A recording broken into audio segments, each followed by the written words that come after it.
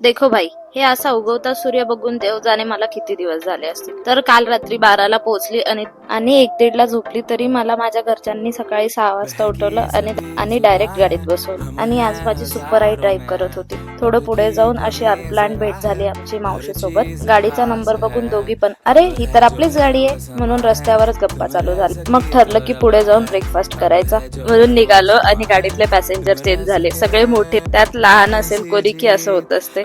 10 मिनिटाच्या रस्त्यात रडवलो बिचारीला. मग गेलो मस्त सांबारवडा खाऊन आणि यांना टाटा करून आम्ही पोहोचलो घरी. आणि त्यानंतर घरी येऊन मी जे झोपली की डायरेक्ट 4ला उठत आहे. अँड सी घरी असण्याचे फायदे. दुपारी उठून पण आईने मस्त चहा पोळी करून दिली.